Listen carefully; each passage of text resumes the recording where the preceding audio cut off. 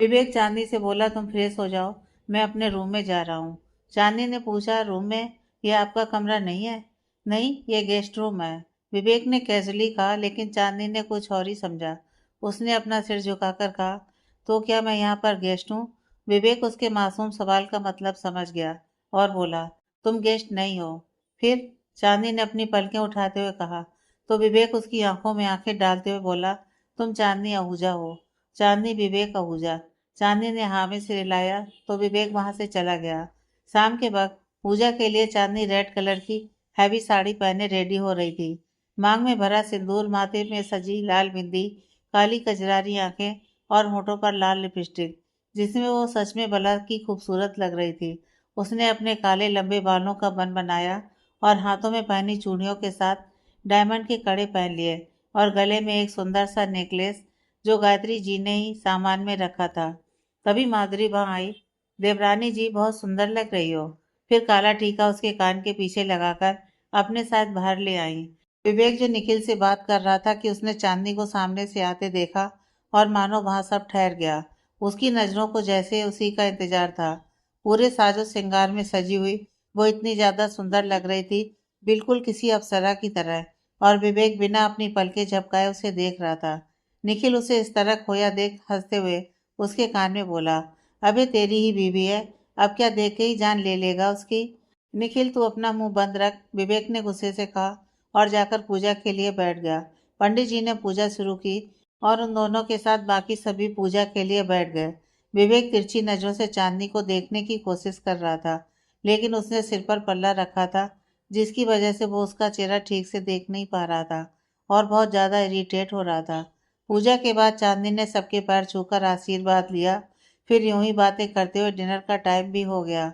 सबने डिनर किया। फिर माधुरी चांदनी को विवेक के कमरे में ले जाने लगी। उसने उसके लिए कुछ सामान और रात में पहनने के कपड़े पहले ही रखवा दिए थे। माधुरी मुस्कुराते ही उसे कमरे में लेकर आई और बेड में बैठा दिया। फिर चांदनी के गाल पर हाथ रखते हुए बोली, अगर देवर जी तुम्हें ज्यादा तंग करें तो मुझे बताना। चांदनी ना समझी से बोली, लेकिन वो ऐसा क्यों करेंगे? ओहो मेरी भोली देवरानी, शादी के बाद पति ऐसा ही करते हैं। चांदनी को समझ तो नहीं आया माधुरी ने ऐसा क्यों बोला, लेकिन उसने बस अपना सिर हिलाया और चुपचाप बैठी रही। माधुरी बाहर निकली ही थी कि तभी विवेक वहां आया तो वो उसे चिढ़ाते हुए बोली, देवर जी, मेरी प्यारी देवरानी को ज्यादा तंग मत करना। भाभी डोंट, विवेक ने कहा तो माधुरी वहां से चली गई। विवेक अंदर आया तो देखा चांदनी पलके झुकाए अपने पैरों को देख रही थी, जिसे देख के पता लगाया जा सकता था कि वो इस वक्त कितनी घबराई हुई है। इस घबराहट में भी उसका चेहरा बिल्कुल चांद की तरह चमक रहा था और विवेक एकटक उसके चेहरे को देख रहा था। उसने दरवाजा बंद किया और चांदनी के करीब आने लगा और उसको अपने पास आते देख चांदनी की धड़कनें बढ़ने लगी। जैसे जैसे वो उसके और पास आया, चांदनी की घबराहट और ज्यादा बढ़ने लगी। उसे माधुरी की बात याद आने लगी कि शादी के बाद पति पत्नी को तंग करते हैं। चांदनी को वैसे ही इसके बारे में कुछ पता नहीं था, लेकिन फिर भी वो अपने दिमाग के घोड़े दौड़ा रही थी कि विवेक आकर उसके बगल में बैठ गया तो वो एकदम चौंक गई। आप देखिए, मैं भाभी से आपकी शिकायत करूंगी। चांदनी के ऐसे कहने से विवेक बोला, व्हाट? हाँ, मुझे पता है आप मुझे तंग करोगे, चांदनी ने फिर से कहा। तो विवेक ने कहा, लेकिन मैं तो ऐसा कुछ नहीं करने वाला। चांदनी ने एक नजर उठाकर उसे देखा और कहा, क्या सच में? तो विवेक बिना किसी भाव के बोला, हाँ सच में। उसकी बात सुनकर चांदनी ने राहत की सांस ली कि विवेक ने चांदनी के चेहरे पर आती उसकी बालों की लटों को कान के पीछे टक किया और कहा, यू आर सो ब्यूटीफुल। विवेक उसे इंटेंस नजरों से देख रहा था, जिसे महसूस कर चांदनी को बहुत घबराहट होने लगी। तो उसने डरते हुए कहा, आप मुझे ऐसे क्यों देख रहे हो? क्यों, क्या मैं तुम्हें देख भी नहीं सकता? विवेक ने कहा तो चांदनी ने डरते हुए कहा, नहीं वो, मेरा मतलब ऐसा नहीं है, वो बस थोड़ा अजीब सा लग रहा था। विवेक इस वक्त चांदनी के चेहरे के थोड़ा करीब आ गया था और उसकी गर्म सांसें चांदनी अपने गाल पर महसूस कर रही थी, जिसकी वजह से उसके रेंगटे खड़े हो गए थे। चांदनी के लिए बिल्कुल नई फीलिंग थी। इस वक्त बहुत घबराहट हो रही थी, साथ ही उसके दिल की धड़कन भी बढ़ गई थी और चांदनी समझने की कोशिश कर रही थी कि आखिर उसकी ये फीलिंग क्या है। उसने अपना चेहरा दूसरी तरफ किया और अपनी बढ़ती धड़कनों को शांत करने लगी। विवेक का भी यही हाल था, उसकी भी धड़कनें बढ़ने लगी थीं और चांदनी के कांपते होठों को देख तो उसका मन हो रहा था कि वो अभी उन्हें चूम ले, लेकिन उसने खुद को कंट्रोल किया। विवेक ने समझाते हुए कहा, तुम्हें इतना डरने की जरूरत नहीं है, जाओ तुम आराम करो। तो चांदनी ने वैसे ही बैठे बैठे हाँ में सिर हिलाया, तो विवेक ने भी हाँ किया। चांदनी वहां से उठने लगी कि उसकी साड़ी का पल्लू अचानक खिंचा और उसके कंधे से नीचे खिसक गया, क्योंकि विवेक उस पर बैठा हुआ था। विवेक ने उसे देखा और उसका मुंह खुला का खुला रह गया। चांदनी का पेट और सीना हल्का सा विजिबल हो रहा था, जिसे देख उसकी हालत खराब हो गई। चांदनी ने तुरंत अपने हाथों से अपने सीने को कवर किया, तो विवेक ने भी अपनी नजरें फेरी और वहां से उठकर फौरन बालकनी में चला गया। बेचारी चांदनी जल्दी से अपनी साड़ी का पल्ला ठीक करते हुए वहां से उठी और क्लोजेट से अपने कपड़े लेकर बाथरूम चली गई। कुछ देर में चांदनी एक पिंक कलर की स्लीवलेस नाइटी पहने बाहर आई और जल्दी से जाकर सोफे पर लेट गई। विवेक भी कुछ देर में अंदर आया तो देखा चांदनी सोफे पर सिकुड़ कर सोई थी। वो फ्रेश होकर आया और बेड में पीठ के बल लेट गया।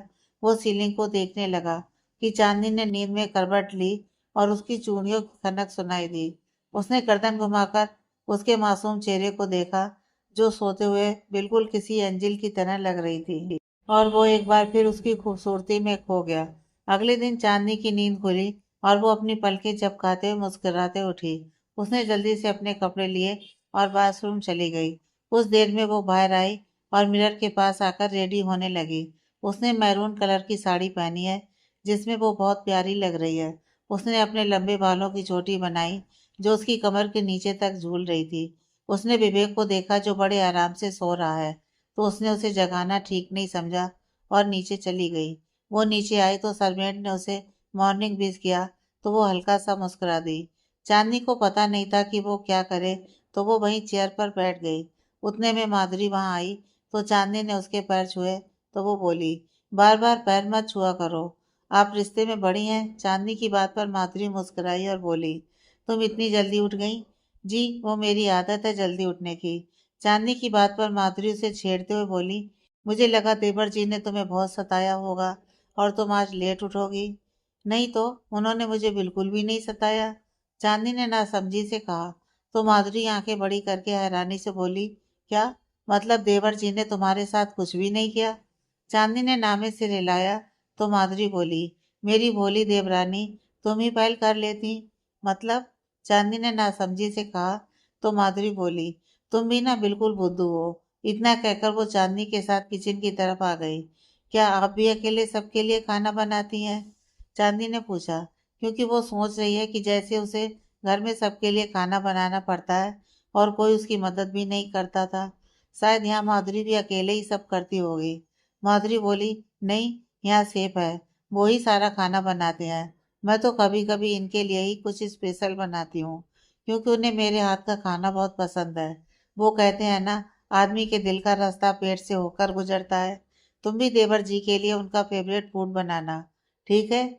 चांदी मुस्कुराई, लेकिन मुझे तो पता ही नहीं उन्हें क्या पसंद है। चौधरी ने उसे एक ट्रे पकड़ाते हुए कहा, पहले ये जूस देवर जी के लिए लेकर जाओ, वो जिम में होंगे। चांदी ने हाँ में सिर हिलाया और चली गई, लेकिन उसे पता नहीं कि जिम है कहाँ। वो रूम में आई और यहाँ वहाँ देखने लगी, तो बालकनी का डोर ओपन था, तो वो वहीं चली गई। वहाँ एक पूल बना हुआ था, जिसके पास एक झूला लगा था और काफी सारे प्लांट्स थे, जिसे देख चांदनी बहुत खुश हुई। उसके साथ में ही एक रूम था, शायद यही जिम है। यह सोचकर वो अंदर चली गई। विवेक एक्सरसाइज कर रहा था। उसकी बैग चांदनी की तरफ थी और उसकी वेस्ट पूरे पसीने से भीगी थी। उसकी मस्कुलर बॉडी देख चांदनी का तो गला ही सूखने लगा। चांदनी बस आंखें फाड़े उसे देख रही थी कि उसे याद आया वो यहाँ क्यों आई थी। चांदनी ने डोर नॉक किया, तो विवेक ने उस तरफ देखा जहाँ चांदनी खड़ी थी और उसके पास जाने लगा। विवेक के बाल माथे पर बिखरे हुए थे। उसकी बॉडी चेस्ट पूरी तरह से विजिबल थी और इस वक्त वो बहुत अट्रैक्टिव लग रहा था। उसे अपनी तरफ आता देख चांदनी को फिर से घबराहट होने लगी। उसने अपनी नजरें झुकाई और धीरे से बोली, आपका जूस। विवेक ने जैसे ही गिलास उठाया, चांदनी 100 की स्पीड से भाग गई। इसे क्या हो गया? विवेक ने मन में बोला और रूम में आकर ऑफिस के लिए रेडी होने लगा। इधर चांदनी तुरंत रूम के बाहर किसी दीवार से लगकर खड़ी हो गई। इनके पास जाते ही मेरे दिल की धड़कनें इतनी तेज क्यों हो जाती हैं? उसने अपने दिल पर हाथ रखते हुए कहा और नीचे किचन में चली गई। चांदनी को देख माधुरी बोली, तुम ये हलवा बना दो, मैं टेबल सेट करवा देती हूँ। थोड़ी देर में सब ब्रेकफास्ट के लिए आ गए। विवेक को देख माधुरी बोली, देवर जी, ये क्या बात हुई? अभी अभी शादी हुई है और आप ऑफिस जा रहे हैं? आई हैव इम्पोर्टेंट मीटिंग, विवेक ने कहा। तो सतीश बोला, हाँ, जो कल होनी थी। लेकिन विवेक अपना ही इम्पोर्टेंट वर्क कर रहा था। उसकी बात पर माधुरी मुंह दबाकर हंसने लगी। भाई प्लीज, विवेक ने फ्रस्ट्रेशन में कहा कि उतने में चांदनी किचन से बाहर आई और सामने देखा तो वहां पर एक शख्स थे जिनसे वो कल नहीं मिली थी। ये विवेक के डैड हैं। उसने तुरंत गायत्री जी और उनके साथ बैठे विकास जी के पैर छुए और गुड मॉर्निंग कहा। विकास जी किसी बिजनेस मीटिंग के लिए बाहर गए थे। वो कल रात ही वापस आए हैं। उन्होंने बड़े प्यार से चांदनी के सिर पर हाथ रखा। खुश रहो बेटा, विवेक बोला। ये डैड, उतने में ही चांदनी ने भी कहा। पापा, दोनों ने एक साथ कहा तो विकास जी उसे देखकर मुस्कुराने लगे। जहाँ सब ब्रेकफास्ट कर रहे थे, वहीं विवेक की नजरें चांदनी पर ही टिकी थी। वो जब भी उसे देखता है, उसकी खूबसूरती में खो जाता है। विवेक को देख सतीश ने गला साफ किया तो वो चुपचाप अपना नाश्ता करने लगा। निखिल और बयान भी उसे देख हंस रहे थे कि विवेक ने नजर उठाकर उन्हें देखा और उन दोनों की हंसी गायब हो गई। ब्रेकफास्ट के बाद चांदनी ने सबको हलवा सर्व किया और हलवा चखते ही विकास जी के चेहरे पर मुस्कुराहट आ गई। बेटा, हलवा बहुत बढ़िया बना है। फिर गायत्री जी की तरफ देखते हुए बोले, बिल्कुल जैसा तुमने बनाया था, और चम्मच बढ़ाते हुए उन्हें भी एक निवाला खिला दिया। गायत्री जी भी मुस्कुराते हुए खाने लगी और बाकी सब भी उन्हें देख मुस्कुरा दिए। लेकिन चांदनी की आंखें नम हो गई थी। उसे अपने माँ पापा याद आ गए कि अगर वो होते तो शायद ऐसे ही हंसी खुशी रहते वो सब। बहुत छोटी थी जब उसके माँ पापा गुजर गए थे और उनकी कुछ धुंधली यादों के सिवा उसके पास कुछ नहीं था। लेकिन विकास और गायत्री जी को देखकर उसे उनके होने का एहसास हो रहा है। उसकी आंखें नम थी और वो आंसू रोकने की कोशिश करने लगी।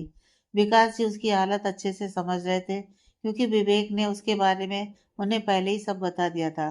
शादी वाले दिन विवेक ने विकास जी को ही फोन किया था और वो समझ गए थे कि विवेक चांदनी की जिंदगी संवारना चाहता है। इसलिए उन्होंने उसके शादी के फैसले को सही समझा। खाने के बाद विकास जी ने चांदनी को शगुन के तौर पर एक एनवेलप दिया तो गायत्री जी ने एक बॉक्स दिया जिसमें डायमंड ज्वेलरी थी। चांदनी को वो सब सामान देकर वो दोनों चले गए। सतीश ने भी एक एनवेलप और माधुरी ने भी उसे डायमंड ज्वेलरी गिफ्ट की।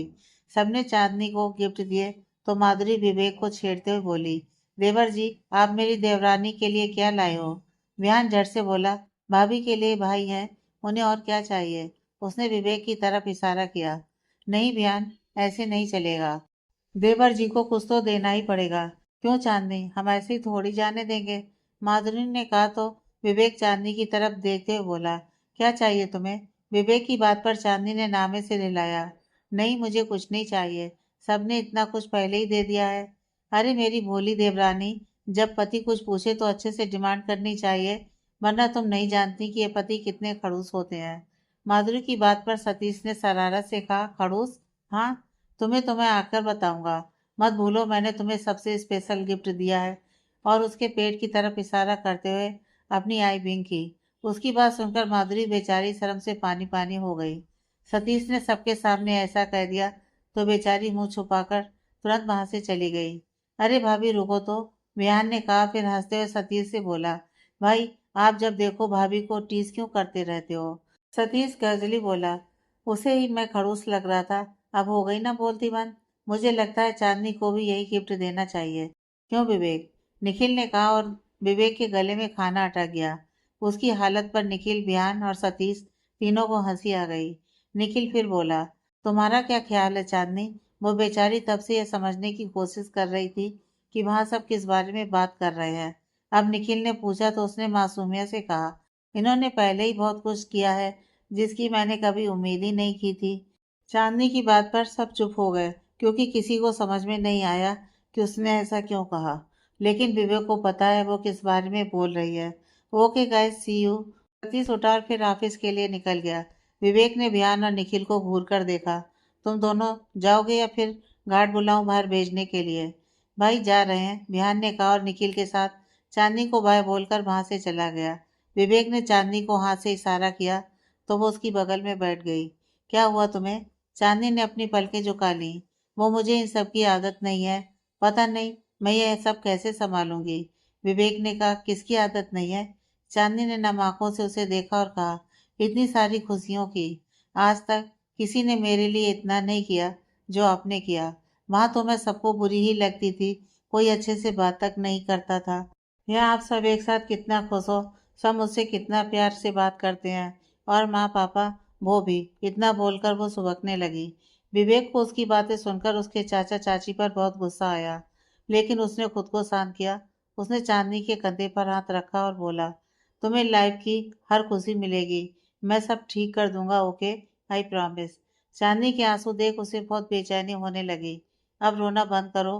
विवेक की बात पर चांदनी उसे एकटक देखने लगी, क्योंकि आज तक उसके रोने से किसी को कभी कोई फर्क नहीं पड़ा, लेकिन वो उसके लिए परेशान हो रहा था। यह सोचकर चांदनी और ज्यादा रोने लगी। ठीक है, ऐसे ही करोगी तो मैं तुमसे बिल्कुल बात नहीं करूंगा। उसकी बात सुनकर चांदनी ने जल्दी से अपने आंसू पोंछे। नहीं, मैं नहीं रो रही, आप नाराज मत होना। चांदनी शांत हुई तो वो बोला, ठीक है, अपना ध्यान रखना, और किचन में ज्यादा काम करने की जरूरत नहीं है, सिर्फ है खाना बनाने के लिए। विवेक की बात पर चांदनी ने हाँ में सिर हिलाया तो वो ऑफिस के लिए निकल गया। चांदनी भी मुस्कुराती सब गिफ्ट्स लेकर अपने रूम में चली गई। चांदनी बचपन से जिन खुशियों, प्यार और अपनेपन के लिए तरसती आई है, आज उसे वो सब इस परिवार से मिला है। आहूजा इंडस्ट्रीज। विवेक अब बताएगा ये सब क्यों किया। निखिल की बात पर विवेक ने उसे सब बता दिया। कैसे उसकी और चांदनी की पहली मुलाकात हुई, कैसे उसने उसे और निखिल को फ्रेंड समझा, उसके बाद राजीव ने क्या किया, और फिर उसकी फाइट, उसने सब बता दिया। अच्छा, तभी वो उस दिन होटल आया था और तेरे बदले की मार मुझे खानी पड़ी, निखिल ने कहा। विवेक ने हाँ कहा और बोला, लेकिन ये सब यहीं खत्म नहीं हुआ। राजीव सिर्फ चांदनी की प्रॉपर्टी के लिए शादी कर रहा था, और वो अपना फायदा निकल जाने के बाद पता नहीं उसके साथ क्या करता। लेकिन तूने चांदनी से शादी क्यों की, ये मेरी समझ से बाहर है, निखिल ने कहा। तो विवेक ने जवाब दिया, जिस दिन उसकी शादी होनी थी, राजीव जेल में था, और चांदनी के चाचा चाची पैसों के लालच में पता नहीं उसकी शादी कहाँ और किससे कर देते, तो मुझे यही करना सही लगा। निखिल बहुत खुश हुआ कि चांदनी की लाइफ खराब ना हो, उसके लिए विवेक ने ऐसा किया। लेकिन अगले ही पल विवेक ने कुछ ऐसा कहा कि निखिल के कान खड़े हो गए। हाँ निखिल, 6 महीने बाद मैं उसे इस रिश्ते से आजाद कर दूंगा। निखिल को तो जैसे विश्वास ही नहीं हुआ, उसने अभी क्या कहा। वाट, जब वो सारी प्रॉपर्टी की लीगल ऑनर होगी, फिर उसे इस शादी को निभाने की जरूरत नहीं होगी। वो अपनी मर्जी से जहाँ चाहे वहां रह सकती है, और जिससे चाहे शादी कर सकती है। उसे कोई हाथ भी नहीं लगा पाएगा। विवेक की बात सुनकर निखिल बहुत हैरान हुआ और बोला, तेरा दिमाग खराब है विवेक, शादी क्या कोई खेल है जो अभी की और अभी तोड़ दी। चल, एक पल के लिए मैं मान भी जाऊं कि ऐसा हो सकता है, लेकिन तू ये बात चांदनी को कैसे समझाएगा। निखिल, तू जानता है, वो भी इस रिश्ते में कभी खुश नहीं रह पाएगी। विवेक की बात पर निखिल बोला, उसकी खुशी तेरे साथ है या नहीं, ये तू कैसे डिसाइड कर सकता है, ये तो उसे तय करना चाहिए। देख निखिल, मैंने नैना से एंगेजमेंट भी कुछ टर्म पे ही की थी, और शादी में अभी टाइम है, तब तक ये चांदनी का मैटर भी सॉल्व हो जाएगा। निखिल उसे हैरानी से देखते हुए बोला, ये कोई मैटर नहीं, तेरी शादी है विवेक। शट अप निखिल, तू मुझे जानता है, मुझे इन सब में वैसे भी कोई इंटरेस्ट नहीं है। बात इंटरेस्ट की नहीं है विवेक, लेकिन चांदनी, उसका क्या। अगर तेरे इस डिसीजन से उसे हर्ट हुआ तो वो बहुत इनोसेंट है। आई नो, उसे समझने में टाइम लगेगा, लेकिन उसके लिए यही सही था, और वक्त आने पर मैं उसे सब समझा दूंगा। मैंने यह सब क्यों किया। निखिल ने गुस्से से उसे देखा और बाहर चला गया, तो विवेक भी अपना काम करने लगा। शाम के वक्त चांदनी ने सेब से विवेक की कुछ फेवरेट फूड डिशेस पता की और डिनर तक काफी कुछ बना लिया। गायत्री जी वहां आई और उसे किचन में देख वो पूछने लगी, तुम यहाँ क्या कर रही हो। जी, वो मैं इनके लिए कुछ बना रही थी, चांदनी ने धीरे से कहा। उतने में विकास जी भी वहां आए तो गायत्री जी बोली, सेब को बता देना हम दोनों बाहर डिनर के लिए जा रहे हैं। चांदनी ने हाँ में सिर हिलाया तो वो दोनों बाहर चले गए, और चांदनी कमरे में आ गई। माधुरी ने जैसा कहा था वो बिल्कुल वैसा करने लगी। उसने रूम को फ्लावर से डेकोरेट किया, फिर काफी सारी ऑटोमेटिक कैंडल्स भी लगाई। रूम में उसने अब तक काफी सारी सजावट कर ली थी, और रूम काफी सुंदर लग रहा है, जिसे देख चांदनी भी बहुत खुश हो रही है। उसने माधुरी का दिया बैग देखा तो उसमें एक ड्रेस थी। चांदनी ने उसे बाहर निकाला और उसकी आंखें फैल गईं। वो एक ब्लैक कलर का बहुत छोटा सा लेस वाला नाइट वियर था। जो कहाँ से शुरू कहाँ खत्म पता ही नहीं चल रहा था।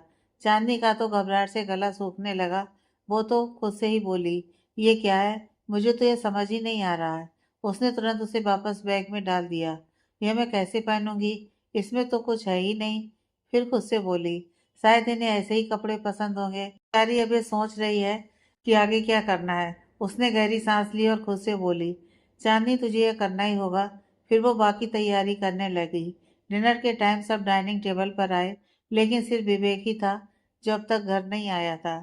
सतीश ने जब टेबल पर इतना सारा सब देखा तो वो हैरानी से बोला, तुमने फिर किचन में काम किया, मैंने मना किया था। और माधुरी की तरफ देखने लगा। माधुरी ने नामे से रिलाते हुए बोली, नहीं मैंने ये नहीं किया। यह सब तो चांदनी ने खासकर देवर जी के लिए बनाया है। उसकी बात पर चांदनी ने स्माइल की और सतीश जी से पूछने लगी, ये अभी तक नहीं आए? हाँ उसे कुछ काम है, वो आता ही होगा, सतीश ने कहा। तो बिहान बोला, भाई को शादी अपने ऑफिस से ही करनी चाहिए थी, पता नहीं आपसे कैसे कर ली। बिहान ने चांदनी को देखते हुए कहा। बिहान की बात पर माधुरी हंसने लगी। उतने में विवेक तेज कदमों से वहां आया। अब तुम बताओगे मेरी शादी किससे होगी? उसकी आवाज पर बिहान तो बिल्कुल शांत पड़ गया। विवेक रूम में जाने लगा कि चांदनी झट से बोली, आप अभी वहां नहीं जा सकते। क्यों? विवेक उसे देखने लगा तो चांदनी घबराते हुए बोली, बस नहीं जा सकते। विवेक इरिटेट होते हुए बोला, listen I am very tired so let me go. वो फिर जाने लगा तो चांदनी ने हाथ से उसका रास्ता रोका और मुस्कुराते हुए बोली, मान जाइए ना। माधुरी समेत सब उसकी इस हरकत पर शॉक्ड थे। विहान मस्ती से बोला, भाई लगता है भाभी ने आपके लिए कोई सरप्राइज प्लान किया है। चांदनी की आंखें बड़ी हो गई और उसने नामे से रिलाया, नहीं तो, ऐसा कुछ नहीं है। उसे इतना घबराते देख विवेक ने कहा, फाइन मैं दूसरे बाथरूम में फ्रेश होकर आता हूँ। माधुरी चांदनी को देख मुस्कुराने लगी। कुछ देर में सबने खाना खाया और अपने रूम्स में चले गए। विवेक जैसे ही रूम के अंदर जाने लगा, चांदनी तपाक से बोली, वो पहले मैं जाती हूँ, आप बाद में आना। अब बताओ भी, ऐसा क्या है? विवेक ने कहा। तो चांदनी मुस्कुराते हुए बोली, बस कुछ खास है आपके लिए। और जाते हुए उसके कंधे से अपना कंधा को टच किया। उसके ऐसा करने से विवेक शॉक्ड था। इसे क्या हुआ, इतना वियर्ड क्यों बिहेव कर रही है? चांदनी की तो खुद की यही हालत थी। तो उसने खुद से कहा, ऐसे ही चांदनी, बस मुस्कुराते हुए सब करना है। वो खुश है कि वो विवेक के सामने डरी नहीं। उसने जल्दी से कैंडल्स जलाई और अपने कपड़े चेंज करने लगी। विवेक बाहर खड़ा अंदर आने का वेट कर रहा था। ये लड़की मुझे अपने ही रूम में जाने के लिए अब इसकी परमिशन लेनी पड़ रही है। उसने डोर नॉक किया तो देखा डोर पहले से खुला था। उसने अंदर कदम बढ़ाया तो देखा पूरा रूम फ्लावर से सजा हुआ था और कैंडल्स लाइट से जगमगा रहा था। वो फ्लावर से आती खुशबू इनहेल करते हुए सोचने लगा, ये लड़की आखिर कर क्या रही है? तभी चांदनी शर्माती हुई उसके सामने आई और उसने अपनी ड्रेस के ऊपर श्रग पहना हुआ था। क्योंकि रूम में सिर्फ कैंडल्स लाइट थी, इसलिए वो नाइट वेयर पूरी तरह से शो नहीं हो रहा था, लेकिन फिर भी थोड़ी विजिबल थी। चांदनी घबराते हुए उसके पास आने लगी तो विवेक बोला, ये सब क्या है? तो चांदनी मुस्कुराते हुए बोली, ये सब आपके लिए है, क्योंकि आपसे अच्छा दुनिया में कोई नहीं है। विवेक अपनी आईब्रो जोड़ते हुए बोला, यू आर ओके? उसकी बात पर चांदनी मुस्कुराई और उसे कंधे से हल्का सा पुश करके बेड पर धक्का दे दिया। हे, व्हाट आर यू डूइंग? विवेक ने कहा, जो तब से यह समझने की कोशिश कर रहा है कि इस पागल लड़की के दिमाग में चल क्या रहा है। चांदनी ने म्यूजिक प्ले किया और जैसे ही गाना बजा वो भी साथ में गाने लगी। वो उसे देख मुस्कुराई और रिदम के साथ अपनी बॉडी मूव करने लगी। विवेक उसे ऐसे हंसता खेलता देख बहुत खुश तो हो रहा है, लेकिन वो नहीं जानता चांदनी ये सब क्यों कर रही है। चांदनी उसके पास आई और बोली, अपनी आंखें बंद कीजिए। विवेक ने नामे से रिलाया तो चांदनी ने फिर मुस्कुराते हुए कहा, मान जाइए ना। विवेक ने ओके कहा और अपनी आंखें बंद कर ली। तो चांदनी ने डरते हुए अपना सिर हटाया और धीरे से बोली, अब आंखें खोलिए। चांदनी की बात पर विवेक ने अपनी आंखें खोली और सामने का नजारा देख उसकी आंखें बड़ी हो गईं। चांदनी ने एक ब्लैक कलर की रिवेलिंग नाइट वियर पहनी थी जो उसके थाई तक आ रही थी। हल्की लाइट में उसका गोरा बदन सोने की तरह चमक रहा था, जिसे देख विवेक का तो गला सूखने लगा। वो नेट की ड्रेस थी जिसमें उसका क्लीवेज और पेट साफ दिखाई दे रहा था। उसका फिगर इतना परफेक्ट लग रहा था कि विवेक की तो एक पल के लिए मानो धड़कनें ही रुक गई थी। वो बस आंखें फाड़े मुंह खोले एकटक उसे देख रहा था। चांदनी अपने बाल झटकते हुए अदाएं दिखाती हुई उसके करीब जाने लगी और विवेक तो बस बिना पलके झपकाए उसकी आंखों में झांक रहा था। इसी सडन टच से विवेक को होश आया तो उसने देखा चांदनी का हाथ उसके कॉलर पर था। उसके हाथ आगे बढ़ते कि अचानक उसने चांदनी का हाथ पकड़ा और दूसरी तरफ झटक दिया। विवेक गुस्से से बोला, ये क्या कर रही हो? उसकी तेज आवाज से चांदनी डरते हुए बोली, वो मैं वो मैं टेल मी, तुम क्या करने की कोशिश कर रही हो? इस बार उसने और तेज आवाज में कहा तो चांदनी घबराते हुए बोली, वो माफ कीजिए, मैंने ये इसलिए किया ताकि आप मुझे प्यार करो। What are you mad? तुम्हें लगता है ये सब करने से मैं तुम्हें? चांदनी डरते हुए बोली, सॉरी सॉरी, मुझे नहीं पता था कि आप नाराज हो जाओगे। उसकी आंखों से आंसू निकलने लगे। विवेक गुस्से से बोला, हटाओ ये सब, अगले 10 मिनट में मुझे ये रूम वापस पहले जैसा चाहिए। चांदनी ने रोते हुए हामे से रिलाया तो वो बालकनी में चला गया। चांदनी ने जल्दी से अपना श्रग पहना और फटाफट रूम साफ करने लगी। वो इतनी घबराई हुई थी कि उसे पता नहीं चला जल्दीबाजी में कैंडल्स हटाते हुए उसका हाथ कितनी बार जल गया था। अगले 10 मिनट में उसने वहां से सब हटाकर रूम बिल्कुल पहले जैसा साफ कर दिया था। चांदनी जल्दी से अपने कपड़े लेकर बाथरूम में चली गई और वॉल से लगकर रोने लगी। उसे समझ में नहीं आया कि विवेक इतना भड़क क्यों गया। उसने तो वही किया जो माधुरी ने उसे करने को कहा था। ये मैंने क्या कर दिया? ये तो कितना नाराज हो गए। चांदनी रोते हुए अपने मुंह में पानी के छींटे मारने लगी। इधर विवेक ने गुस्से से अपना हाथ रेलिंग पर मारा और खुद से बोला, damn she was trying to seduce me. मैंने इससे शादी क्या कर ली? ये अपनी लिमिट्स भूल गई। मेरी ही गलती है जो मैंने इसे इतना मासूम समझा। इस वक्त चांदनी की हरकत पर उसे बहुत गुस्सा आ रहा था और वो ही जानता था कि उसने कैसे खुद को रोक रखा था। कुछ देर बाद चांदनी बाहर आई तो देखा विवेक अभी भी बालकनी में था। वो उसके पास जाने से डर रही थी। फिर वो वहां गई और धीरे से बोली, अंदर आ जाइए, मैंने सब साफ कर दिया है। विवेक ने गुस्से से उसे देखा और आकर बेड पर लेट गया। चांदनी भी चुपचाप जाकर सोफे पर लेट गई और आज जो हुआ उसको याद करके सुबकने लगी, जिसकी आवाज विवेक भी सुन रहा था। आवाज बंद करो, तुम्हारी आवाज से मैं सो नहीं पा रहा हूँ, विवेक ने गुस्से से कहा। तो उसकी बात सुनकर चांदनी ने अपनी आंखें बंद की और सोने की कोशिश करने लगी। विवेक को तो नींद नहीं आ रही थी, उसके दिमाग में अभी भी चांदनी की सारी हरकतें घूम रही हैं। वो उठा और चांदनी को देखने लगा जो बिल्कुल किसी बच्चे की तरह सोई थी। जिसे देख वो खुद से बोला, ये इतनी पागलों जैसी हरकत क्यों कर रही थी? आखिर हुआ क्या था इसे? ये लड़की एक दिन मुझे भी पागल कर देगी। उसने अपना सिर झटका और वापस लेट गया। अगले दिन चांदनी की नींद खुली और कल की बात याद करके उसकी आंखें फिर नम हो गईं। वो नहीं चाहती थी कि विवेक उसे देखे, क्योंकि कल जो उसने हरकत की थी वो बहुत गुस्सा हो गया था। यही सोचकर वो फटाफट बाथरूम में गई और फ्रेश होकर तुरंत नीचे चली गई। वो किचन में गई जहाँ से पहले से ही ब्रेकफास्ट की तैयारी कर रहे थे। उन्होंने चांदनी को जाने को कहा, लेकिन फिर भी वो किचन में उनकी हेल्प करने लगी। कुछ देर बाद सब ब्रेकफास्ट के लिए आए, लेकिन चांदनी नहीं दिखी। तो माधुरी मन में बोली, चांदनी नहीं आई, कहीं देवर जी ने उसके साथ कुछ ज्यादा। तभी विवेक तेजी से आता नजर आया। उसने अपने लिए चेयर खींची और बैठ गया। माधुरी से छेड़ते हुए बोली, देवर जी, चांदनी कहाँ है? वो अब तक सो रही है क्या? यही होगी। विवेक के ऐसे कहने से माधुरी के साथ बाकी सब भी हैरानी से उसे देखने लगे। तो वो बोला, जब मैं उठा तो वो रूम में नहीं थी। माधुरी किचन में उसे ढूंढने गई तो चांदनी किसी कोने में दुबक के खड़ी थी। तुम यहाँ छिपी खड़ी और सब पूछ रहे हैं चांदनी कहाँ गई? माधुरी ने कहा और चांदनी का हाथ पकड़कर बाहर लेकर आई। विवेक की नजर चांदनी पर थी, लेकिन वो तो उससे नजर भी नहीं मिला पा रही थी। वो बस अपना सिर झुकाए बैठ गई। तो माधुरी फिर अपना दिमाग चलाने लगी। ये इतनी शांत क्यों है? कहीं देवर जी ने इसे हर्ट तो नहीं किया? सब नाश्ता कर ही रहे थे कि विवेक एक्सक्यूज मी बोलकर तुरंत उठकर चला गया। उसके ऐसे जाने से माधुरी के अलावा किसी ने ज्यादा ध्यान नहीं दिया, क्योंकि सबको लगा उसे ऑफिस में काम होगा। लेकिन चांदनी सब समझ रही थी। माधुरी को कुछ गड़बड़ लग रही थी, क्योंकि सुबह से चांदनी खोई खोई सी है और विवेक का मूड भी ठीक नहीं लग रहा है। कुछ देर बाद सब अपने अपने काम में लग गए और चांदनी भी उठकर वहां से जाने लगी।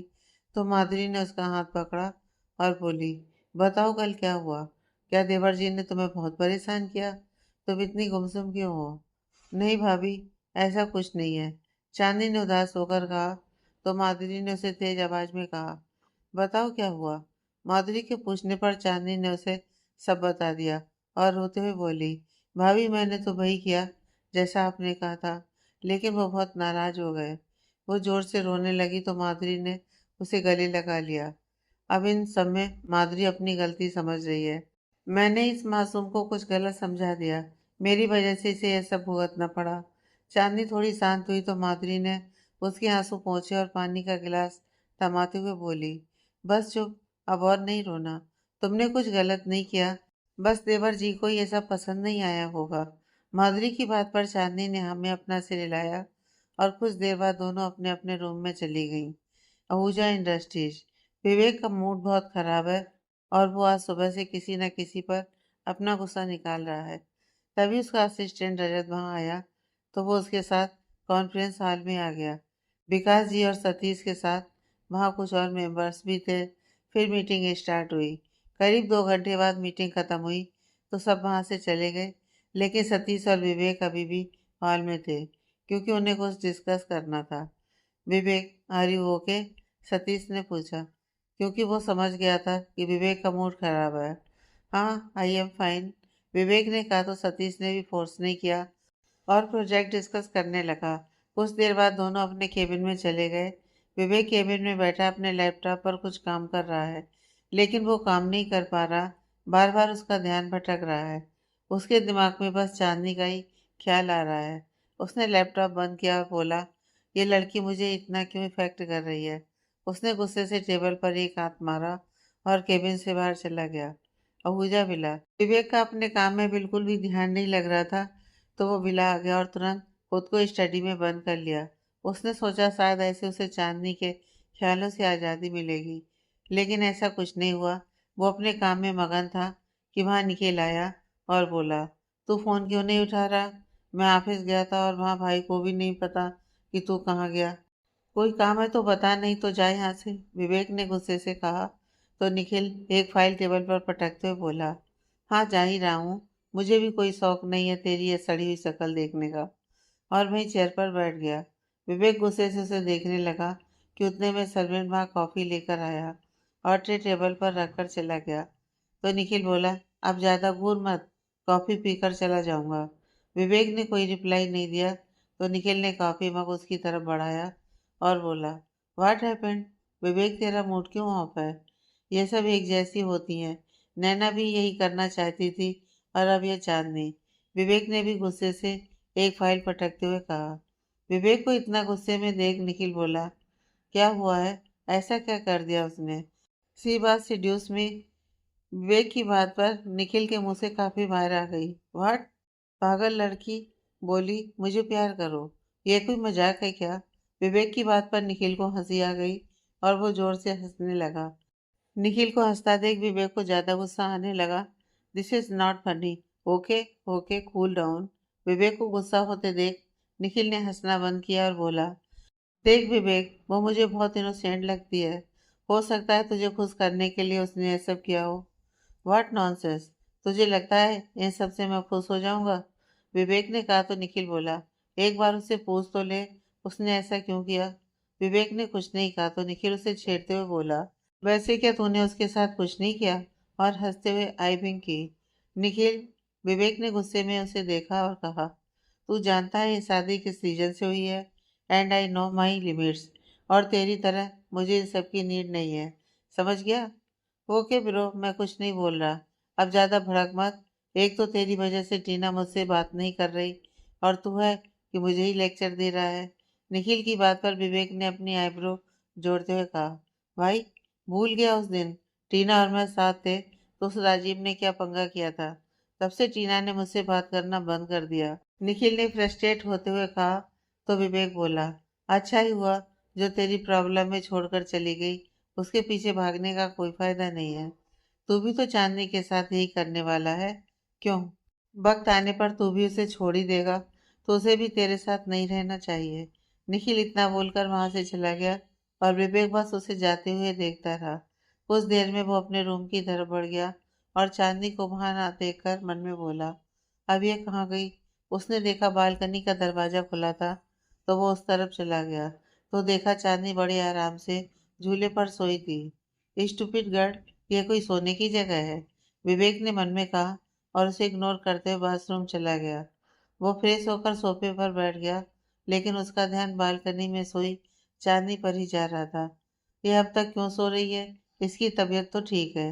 वो तुरंत उठकर बालकनी में गया और ये देखने के लिए उससे फीवर तो नहीं है। उसने चांदनी के माथे को छुआ कि चांदनी की नींद खुली और विवेक को अपने इतने करीब देखकर एकदम हड़बड़ा गई। आप यहाँ क्या कर रहे हो? विवेक ने उसे ऐसे घबराते देखा तो बोला, रिलैक्स, मैं बस देखने आया था, तुम्हें फीवर तो नहीं है। मैं ठीक हूँ, चांदनी ने कहा तो विवेक बोला, सोना था तो अंदर सो जाती, बाहर शाम को ठंड बढ़ जाती है।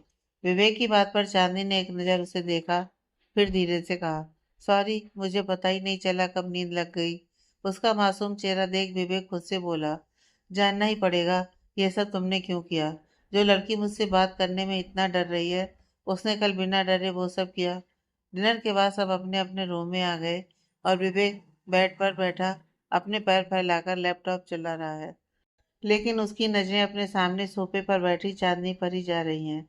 चांदनी भी खुद पर उसकी नजरें महसूस कर यही सोच रही है कि विवेक कल की बात पर नाराज है। वो अपने ख्यालों में थी कि उसे विवेक की आवाज़ सुनाई दी, यहाँ आओ। विवेक ने लैपटॉप साइड में रखा और चांदनी को अपने बगल में आने का इशारा किया। चांदनी उसके पास जाकर बैठ गई। वो कुछ पूछता कि उससे पहले ही चांदनी ही बोल पड़ी, वो देखिए, मुझसे गलती हो गई, मुझे पता नहीं था कि आपको वो सब पसंद नहीं है। तो तुमने ऐसा क्यों किया? विवेक ने पूछा तो चांदनी हिचकिचाते हुए बोली, वो अगर हस्बैंड पहल ना करे तो हम वाइफ की ड्यूटी है हम आगे बढ़ें, क्योंकि रिश्ते में अगर साथ चलना है तो दोनों को एक साथ कोशिश करनी पड़ेगी। उसने माधुरी का पढ़ाया हुआ सब एक साथ बोल दिया। वाट? विवेक ने कंफ्यूजन से कहा। तो चांदनी ने कहा, मतलब हम वाइफ को ही शुरुआत करनी होगी। लिसन, टेल मी एवरीथिंग, विवेक ने तेज आवाज में कहा तो उसने सब बता दिया। माधुरी भाभी ने मुझे बताया था कि शादी के दिन आप मुझे तंग करोगे, लेकिन जब अगले दिन मैंने उन्हें बताया कि आपने मुझे बिल्कुल परेशान नहीं किया, तो उन्होंने कहा कि मुझे आपके लिए कुछ स्पेशल करना चाहिए। मैं ऐसा करूँगी तो आपको अच्छा लगेगा और आप मुझे प्यार। लेकिन देखिए ना, सब गड़बड़ हो गई। मुझे तो खुद वो सब बहुत अजीब लग रहा था, लेकिन मैंने सोचा शायद आपको यही सब पसंद होगा और इससे आप खुश हो जाएंगे, इसलिए मैंने वो सब किया। और उसकी आंखों से आंसू छलक गए। मुझे सच में नहीं पता था कि आपको बुरा लगेगा, वरना मैं ऐसा नहीं करती। मेरा आपको तकलीफ पहुंचाने का कोई इरादा नहीं था। I am sorry. उसने एक नज़र उठाकर विवेक को देखा, जो हैरानी से उसे ही देख रहा था। विवेक अब सब समझ गया था कि यह सब खिचड़ी माधुरी भाभी की पकाई हुई है और ये मासूम लड़की, इसे तो पता ही नहीं था कि ये सब क्या कर रही है। माफ कर दीजिए, दोबारा ऐसा नहीं करूंगी, चांदनी ने रोते हुए कहा। विवेक ने एक गहरी सांस ली और उसके आंसू पोंछते हुए कहा, देखो, ये सब करने की जरूरत नहीं है, तुम जैसी हो वैसी ही अच्छी हो। तो अब आप मुझसे नाराज नहीं हो ना? चांदनी ने पूछा तो विवेक ने नामे से रिलाया, नहीं, मैं नाराज नहीं हूँ। चांदनी उठकर जाने लगी तो विवेक उसे छेड़ते हुए बोला, एक बात बताओ, वो ड्रेस तुम्हारे पास कहाँ से आई? विवेक की बात पर चांदनी अपनी उंगलियों से खेलने लगी। वो मुझे भाभी ने ही दी थी। फिर मुंह बनाते हुए बोली, मुझे तो समझ में भी नहीं आ रहा था कि वो है क्या चीज। पता नहीं ऐसे अजीब कपड़े कोई कैसे पहन सकता है। चांदनी की बात पर विवेक को हंसी आ गई, लेकिन उसने खुद को रोका और बोला, लेकिन तुमने तो पहनी थी। उसकी बात पर चांदनी की बोलती बंद हो गई। उसे इतना नर्वस देख विवेक को ज्यादा हंसी आने लगी और बेचारी चांदनी, उसकी तो घबराहट से जान निकली जा रही थी। वो बिना कोई और शब्द कहे चुपचाप जाकर सोफे पर लेट गई। शर्म के मारे उसने अपना मुंह भी पूरा कवर कर लिया और सोफे के कोने में दुबक गई। विवेक को उसकी बातें याद करके बहुत हंसी आ रही थी। Nikhil was right, she is so innocent, और उसके चेहरे पर स्माइल आ गई। अगले दिन चांदनी की नींद खुली तो विवेक रूम में नहीं था, तो वो समझ गई कि वो जिम में होगा। वो जल्दी से उठी और फ्रेश होने चली गई। वो बाथरूम से बाहर निकली ही थी कि ठीक उसी समय विवेक भी अंदर आ रहा था और दोनों टकरा गए। चांदनी गिरती कि उससे पहले ही विवेक ने उसे कमर से पकड़ लिया। चांदनी के हाथ विवेक के कंधों पर थे और उसने अपना चेहरा विवेक के सीने में छुपा लिया। विवेक ने वेस्ट पहनी थी और चांदनी के होठों को वो अपने सीने पर महसूस करके उसे अपनी पूरी बॉडी में एक अलग एहसास हो रहा था। चांदनी ने घबराते हुए नजर उठाकर देखा तो विवेक उसके बेहद करीब था, जिसे देख वो डरते हुए बोली, सॉरी सॉरी, गलती हो गई, मैंने जानबूझकर नहीं किया। वो उससे अलग होने लगी तो विवेक ने चांदनी की कमर पे अपनी पकड़ और ज्यादा कस दी। विवेक की इस हरकत पर चांदनी चौंक गई और घबराते हुए जोर से सांस लेने लगी, जो विवेक अपने गले पर महसूस कर रहा था। चांदनी अभी अभी नहाकर आई थी और उसके बाल भी भीगे थे, जिस वजह से पानी की कुछ बूंदें उसके माथे पर नजर आ रही थीं। उस पर उसने नीले रंग की साड़ी पहनी थी, जिसमें उसका गोरा रंग और ज्यादा चमक रहा था, जिसे देख विवेक अपने होश खोने पर मजबूर हो रहा था। विवेक ने धीरे से चांदनी की तरफ हाथ बढ़ाया और उसके चेहरे पर आती बालों की लटों को उसके कान के पीछे टक किया। वो उसके गाल को छूता कि उससे पहले ही उसका फोन रिंग हुआ और मानो जैसे उसका कोई खूबसूरत सा ख्वाब टूट गया हो। उसने फौरन चांदनी की कमर से हाथ हटाए और अपना फोन लेकर बालकनी में चला गया। चांदनी ने अपने दिल पर हाथ रखा और अपनी बढ़ती धड़कनों को शांत करने के लिए क्लोजेट चली गई। इधर विवेक ने अपना सिर झटका और खुद पर गुस्सा होते हुए बोला, ये सब क्या हो रहा है मुझे? मैं क्या कर रहा था उसके साथ? भाई she is affecting me so much.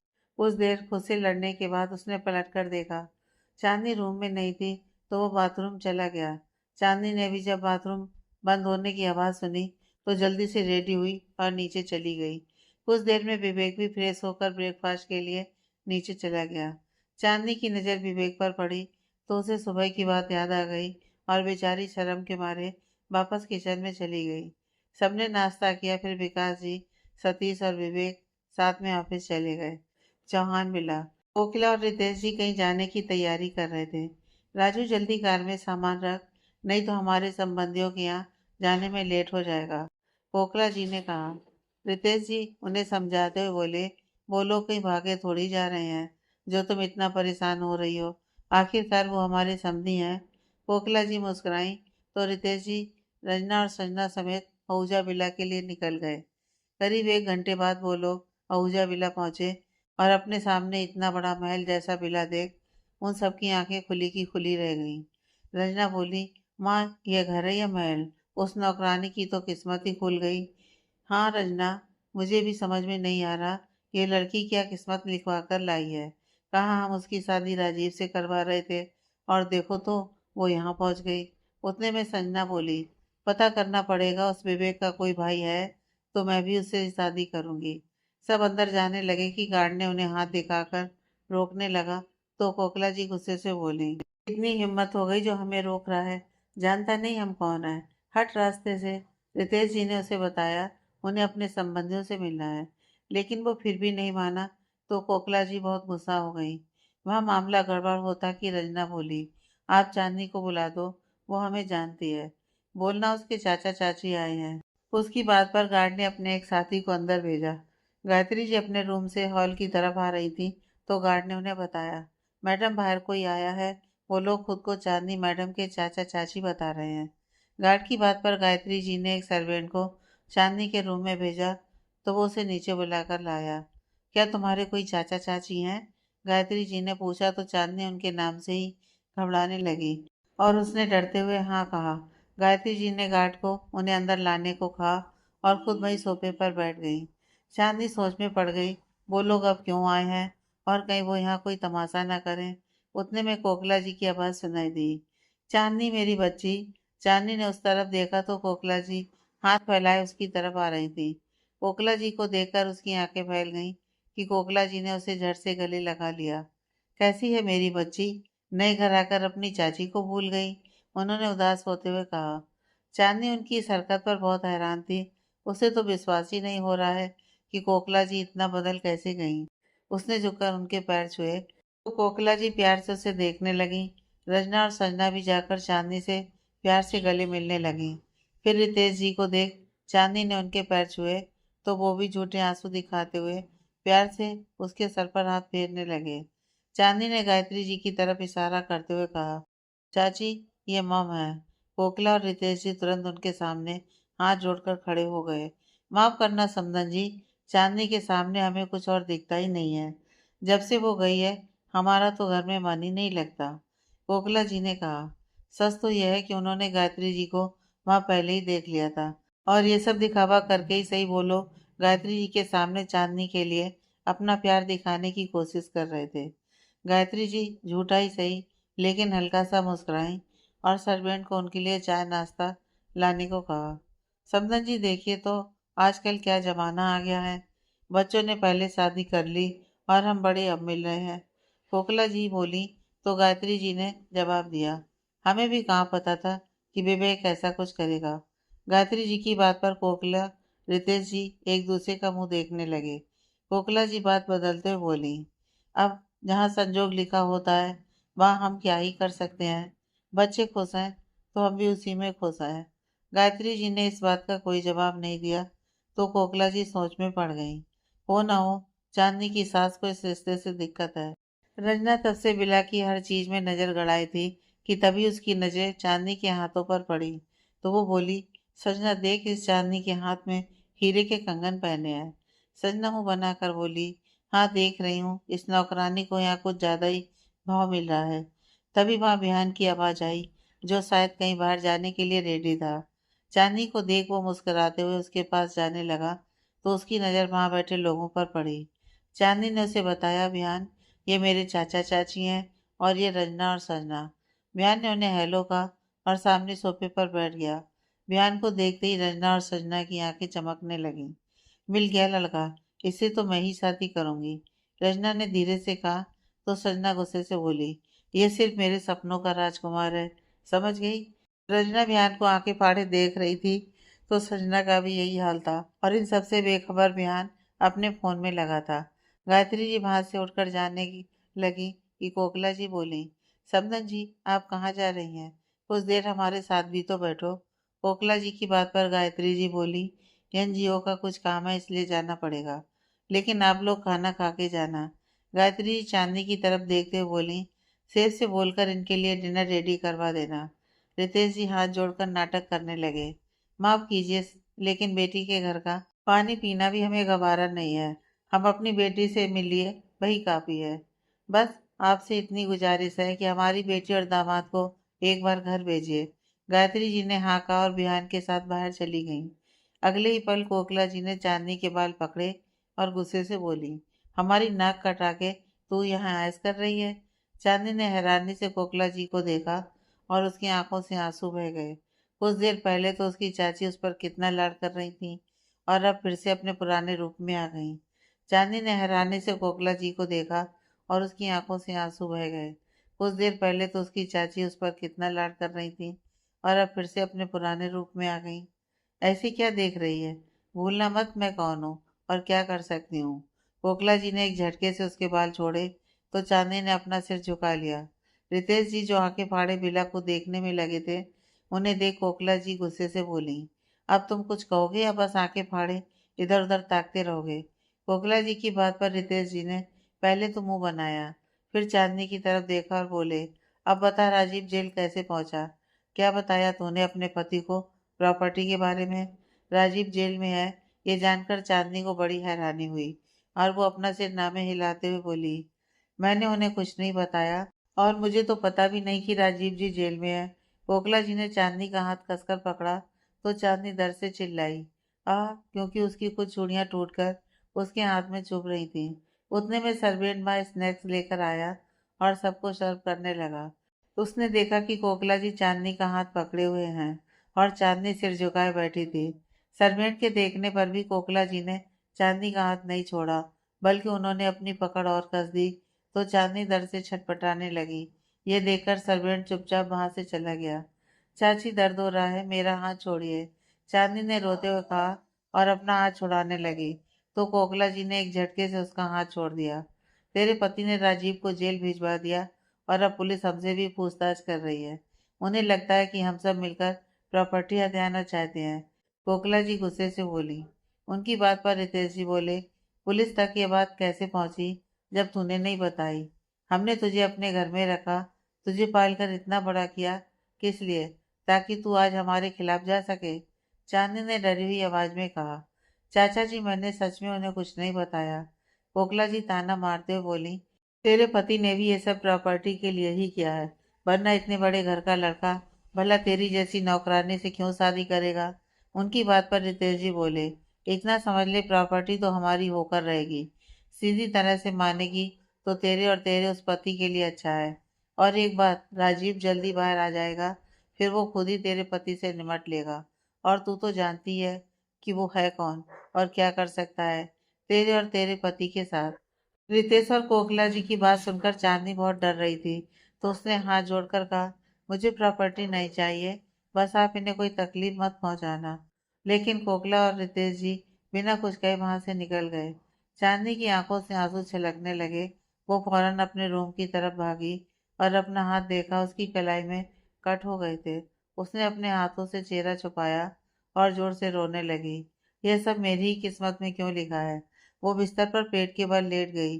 अब ये लोग इनके साथ भी कुछ गलत करने वाले हैं, और राजीव जी वो बाहर आ गए तो न जाने क्या करेंगे। यही सब सोचते हुए चांदनी रोने लगी। इधर विवेक आज क्लाइंट की एक मीटिंग के लिए बाहर आया हुआ था, तो उसने ऑफिस वापस न जाकर घर जाने का सोचा। वो बिला पहुंचा, लेकिन तब तक चांदनी के चाचा चाची अपने घर जा चुके थे। विवेक ने जैसे ही रूम में कदम रखा, उसे किसी के रोने की आवाज आई। ये चांदनी थी, जो बेड में पेट के बल लेटी तकिए में अपना मुंह छुपाए हुए थी। तो उसे विवेक के आने की खबर नहीं हुई। चांदनी को ऐसे देख विवेक उसकी बगल में बैठा और बोला, हे व्हाट हैपेंड? उसकी आवाज पर चांदनी तुरंत उठकर बैठ गई और अपना चेहरा साफ करने लगी। उसकी आंखें पूरी लाल हो चुकी थीं, जिसे देख विवेक ने पूछा, क्या हुआ? तुम रो क्यों रही हो? वो कुछ कहती कि तभी वहां माधुरी चहकती हुई आई। चांदनी, माधुरी ने विवेक को देखा, फिर चांदनी को, और उसकी लाल आंखें देख वो बोली, चांदनी क्या हुआ तुम्हें? सब ठीक तो है? कुछ नहीं भाभी। चांदनी इतना बोलकर तुरंत बाथरूम में चली गई। उसने अपना मुंह धोने के लिए टेप चलाया, और जैसे ही उसके हाथ में पानी पड़ा, उसके हाथों में तेज जलन का एहसास हुआ, और दर्द की वजह से उसकी आंखें नम हो गईं। बाहर माधुरी उसके ऐसे जाने से विवेक से पूछने लगी, चांदनी को क्या हुआ? विवेक ने अपने कंधे उचका दिए। आई डोंट नो, माधुरी गुस्से से बोली। देवर जी, बुरा मत मानना, लेकिन अपनी वाइफ के बारे में आपको कुछ तो पता होना ही चाहिए। वो अभी बहुत छोटी है, उसे सब समझने में वक्त लगेगा। और वहां से चली गई। विवेक को तो समझ में नहीं आया कि माधुरी ने ऐसा क्यों कहा, और उसने फ्रस्ट्रेशन से कहा, भाई she was talking to me like this. Madhuri को लगा विवेक ने फिर चांदनी पर गुस्सा किया, तभी वो रो रही है, इसलिए उसने विवेक से इस तरह बात की। कुछ देर में चांदनी बाहर आई और वहां से जाने लगी, तो उसके कानों में एक तेज आवाज पड़ी, रुको। चांदनी ने मुड़कर उसे देखा, तो विवेक उसके करीब आ रहा था। उसे अपने पास आता देख चांदनी अपने कदम पीछे करने लगी। विवेक उसके बिल्कुल करीब आकर बोला, क्या हुआ तुम्हें? रो क्यों रही थी? उसकी बात पर चांदनी ने कहा, वो मेरी आंख में कुछ चला गया था। इतना बोलकर वो वहां से चली गई। तो विवेक ने भी ज्यादा ध्यान नहीं दिया और अपना काम करने लगा। चांदनी नीचे आई, तो उसे देख माधुरी तुरंत बोली, तुम ठीक हो? क्या देवर जी ने कुछ कहा? नहीं भाभी, ऐसा कुछ नहीं है, चांदनी ने कहा। तो माधुरी हल्का सा मुस्कुराई, फिर दोनों हॉल में बैठी बातें करने लगी। डिनर का टाइम भी हो ही गया था, तो सब खाने के लिए भी आ गए। गायत्री जी एनजीओ के काम से बाहर थी, और विकास जी भी ऑफिस के बाद वहीं से चले गए थे। चांदनी बहुत शांत थी, उसे देख विहान बोला, भाभी, क्या आप अपनी फैमिली को मिस कर रही हो? फैमिली? ये सुनकर विवेक के कान खड़े हो गए। उसने गर्दन घुमाकर चांदनी को देखा, जो हैरानी से विहान को देख रही थी। माधुरी अपनी भाभी से मिलने हॉस्पिटल गई थी, क्योंकि उन्हें बेटी हुई है, इसलिए उसे चांदनी के चाचा चाची के आने का पता नहीं था। क्या तुम्हारे घर से कोई आए थे? माधुरी ने पूछा। तो चांदनी ने कहा, हाँ, आज चाचा चाची और उनकी बेटियां यहाँ आई थी। माधुरी एक्साइटेड होकर बोली, और मम्मी पापा वो भी आए थे? तो चांदनी ने अपना सिर झुका लिया और धीरे से कहा, नहीं, वो अब इस दुनिया में नहीं है। चांदनी की बात पर सब उसकी तरफ देखने लगे, और माधुरी माफी मांगते हुए बोली, सॉरी, मुझे उनके बारे में पता नहीं था। भाभी, आप माफी क्यों मांग रही हो? शायद किस्मत को यही मंजूर था, इसलिए तो वो दोनों मुझे अकेला छोड़कर चले गए। चांदनी ने ऐसा कहा तो एक पल के लिए वहां सब शांत पड़ गया। तभी सतीश बोला, किस्मत हमारी अच्छी है कि तुम इस परिवार का हिस्सा बनी, और ये तुम्हारा परिवार है, तो आगे से कभी खुद को अलग मत समझना। चांदनी ने एक नजर सतीश को देखा और अपनी पलकें झुका ली। तभी विहान की नज़र चांदनी के हाथ पर गई। भाभी, आपके हाथ में क्या हुआ? चोट लगी है क्या? विहान की बात पर सबने चांदनी की तरफ देखा तो वो घबराते हुए अपने हाथ कवर करके बोली, वो कुछ नहीं, ऐसे ही। माधुरी को उसकी हरकत अजीब लग रही थी और विवेक, वो तो बस यही सोच रहा था कि चांदनी के चाचा चाची यहाँ क्यों आए थे। कहीं वो फिर कुछ गलत करना चाहते हैं। खाने के बाद सब अपने अपने रूम में चले गए, लेकिन माधुरी अभी भी वहीं बैठी थी। तो सतीश ने कहा, come fast, I am waiting. Madhuri मुस्कुराते हुए बोली, आप चलिए, मैं अभी आती हूँ। सतीश ने हाँ कहा और चला गया। उसके जाने के बाद माधुरी चांदनी के पास बैठी और तुरंत उसका हाथ पकड़ लिया। ये सब कैसे हुआ? कुछ नहीं हुआ भाभी, आप बेवजह। माधुरी चांदनी की बात काटते हुए बोली, सच बताओ, ये देवर जी ने किया है ना? इसलिए तुम रो रही थी। चांदनी नामे से रिलाने लगी, नहीं भाभी, इन्होंने कुछ नहीं किया, सच में। लेकिन माधुरी ने उसकी बात नहीं मानी और गुस्से से वहां से चली गई। भाभी सुनो तो, चांदनी ने कहा, लेकिन माधुरी जा चुकी थी। चांदनी भी रूम में आ गई तो उसने देखा विवेक सोफे पर बैठा था, मानो उसी का वेट कर रहा था। वो अंदर कदम बढ़ाने लगी कि विवेक की तेज आवाज सुनाई दी, क्यों आए थे वो लोग? चांदनी उसकी आवाज से थोड़ा घबरा गई और डरते हुए बोली, वो हमसे मिलने आए थे। उसकी बात सुनकर विवेक ने उसे अपने बगल में बैठने का इशारा किया तो चांदनी चुपचाप सोफे पर बैठ गई। विवेक ने उसका हाथ पकड़ा और देखने लगा। उसके हाथ में कर्ज थे जिन्हें देख उसे बहुत गुस्सा आया, लेकिन उसने फिर से आराम से पूछा, ये कैसे हुआ? वो वो चूड़ियों से लग गया था। चांदनी ने जवाब दिया तो विवेक गुस्से से बोला, क्या सच में? उसकी बात पर चांदनी ने हाँ कहा। विवेक ने फर्स्ट एड बॉक्स से दवाई ली और जैसे ही चांदनी के हाथ में लगाई, चांदनी को एक तेज दर्द का जलन का एहसास हुआ तो विवेक एक पल के लिए रुक गया। उसने चांदनी का चेहरा देखा जो आंखें बंद किए अपने दांतों के बीच होठों को दबाए दर्द कम करने की कोशिश कर रही थी। चांदनी को दर्द में देख विवेक ने गुस्से से एक पल के लिए अपनी आंखें बंद की, फिर अगले पल खुद को शांत किया और उसकी चोट पर फूंक मारते हुए दवाई लगाने लगा। उसने अच्छे से उसकी चोट साफ की और पट्टी भी बांध दी। चांदनी ने थैंक यू कहा और उठकर जाने लगी कि विवेक उसे रोकते हुए बोला, रुको, तुम्हें कुछ दिखाना है। उसने लैपटॉप स्क्रीन उसकी तरफ की और उसे देख चांदनी की आंखें बड़ी हो गईं। दूसरी तरफ सतीश और माधुरी एक दूसरे की बाहों में लिपटे प्यार में डूबे हैं, लेकिन माधुरी का ध्यान कहीं और ही है। यह देख सतीश ने उसके गले में हल्की सी बाइट की तो माधुरी उसे देखने लगी। कहाँ खोई हो आज? सतीश ने पूछा तो माधुरी ने कहा, मैं चांदनी के बारे में सोच रही थी। सतीश उसके ऊपर से हटा और अपनी आईब्रो जोड़ते हुए उसे सवालिया नजरों से देखने लगा। कोई बात है क्या? तो माधुरी ने उसे सब बता दिया, कैसे उसने चांदनी को विवेक के लिए सरप्राइज प्लान करने को कहा, फिर वो नाराज हो गया और आज चांदनी के हाथों में चोट के निशान थे जो शायद विवेक ने ही किया था। उसकी बात पर सतीश हैरानी से बोला, वाट, विवेक ने ऐसा किया? फिर उसे याद आया कि कल मॉर्निंग में भी विवेक का मूड ऑफ था। सतीश माधुरी पर भी गुस्सा होते हुए बोला, तुम्हें हस्बैंड वाइफ के बीच में नहीं पड़ना चाहिए था। उसकी बात पर माधुरी बोली, मैंने सोचा देवर जी इंटरेस्ट नहीं ले रहे तो। हाँ, लेकिन विवेक को उसे हर्ट नहीं करना चाहिए था। सतीश ने कहा तो माधुरी बोली, हाँ, उनकी शादी को टाइम ही कितना हुआ है और अभी से दोनों के बीच झगड़े शुरू हो गए। सतीश बोला, विवेक जैसा है उसे अपनी लाइफ में वैसे भी किसी का कंट्रोल पसंद नहीं है। मुझे लगता है उन्हें अकेले में टाइम स्पेंड करना चाहिए, शायद उसी से वे एक दूसरे को समझ पाएंगे। माधुरी ने कहा तो सतीश बोला, हाँ, मैं देखता हूँ। इस मंथ एक बिजनेस ट्रिप के लिए मुझे बाहर जाना है। इस बार मैं डैड से बोलकर विवेक को वहां भेजता हूँ। माधुरी चहकती बोली, हाँ, ये सही रहेगा। उसे इतना खुश देखकर सतीश फिर उसके ऊपर आया और उसके गाल पर किस करते हुए बोला, तुम खुश हो तो अब मुझे भी खुश कर दो। और उसने माधुरी के होठों को चूम लिया। आगे की कहानी नेक्स्ट पार्ट में।